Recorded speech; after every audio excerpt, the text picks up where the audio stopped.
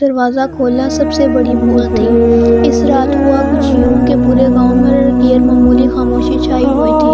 نہ کتوں کے بھونکنے کی آواز، نہ کسی چراغ کی ٹمٹماتی روشنی، نہ کسی کھیت سے آنے والی ہوا کی سرسراہٹ۔ بارش ہو کر تھم چکی تھی، مگر مٹی سے اڑتی نمی میں ایک عجیب سی بوجھ تھا، جیسے فضا خود کسی اندیکھے خوف کو تھامے بیٹھی ہو۔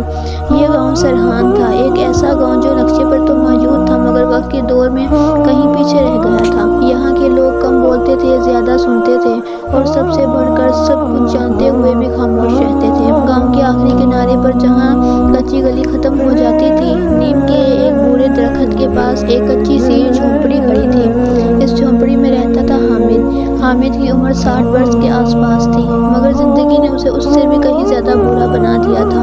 چہرے پر جھریاں ایسی تھی جیسے ہر لکیر کسی نہ کسی راز کی گواہ دے رہی ہو۔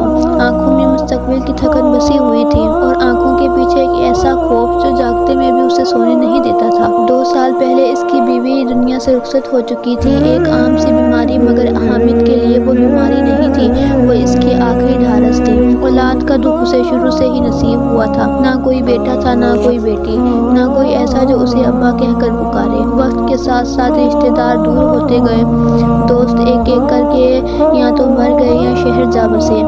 اب احمد کے پاس بس 3 چیزیں تھیں، ایک پرانا تیل کا چراغ، ایک میلی سی چادر، اور ایک بھاری لکڑی کا دروازہ۔ یہ دروازہ اس جھونپڑی کی سب سے مضبوط چیز تھی۔ حامد نے رات سونے سے پہلے اسے خاص دھیان سے بند کرتا، کنڈی چڑھاتا اور پھر دیر تک اسے گھورتا رہتا۔ لوگ کہتے تھے حامد کے دروازے سے عجیب ہی لگاؤ ہے، کچھ اور لوگ سرگوشی میں کہتے وہ دروازہ نہیں، اپنی ماضی کو بند رکھتا ہے۔ اس رات بھی وہی ہوا۔ حامد نے چراغ جلایا، دیوار پر اس کا سایہ لمبا ہو گیا، جیسے کوئی دوسرا شخص بھی اس کے ساتھ بیٹھا ہو۔ اس نے چادر اوڑھی اور زیر لب دعا پڑھی، یا اللہ آج کی رات خیر سے گزر جائے۔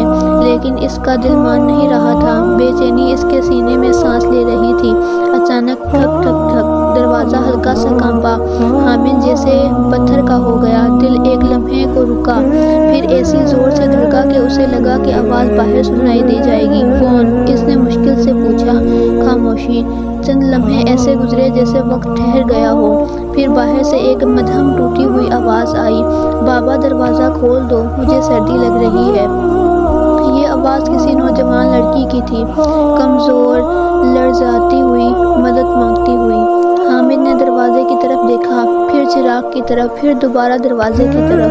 دل نے کہا نہ کھولو، رات کا وقت ہے، کون جانے کون ہو۔ ضمیر نے آہستہ سے جواب دیا، اگر یہ واقعی مصیبت میں ہے، اگر تم نے دروازہ نہ کھولا تو۔ اس کے ہاتھ پسینے سے بھیگ گئے، قدم زمین پر کھڑ گئے۔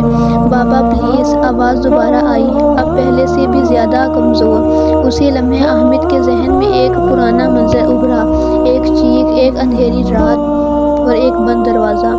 اس کی سانسیں رکنے لگیں۔ وہ آہستہ آہستہ اٹھا، دروازے کے قریب گیا، دروازے سے جھانکا، باہر کچھ نظر نہیں آیا، صرف اندھیرا اور بارش کے بعد کی ٹھنڈی ہوا۔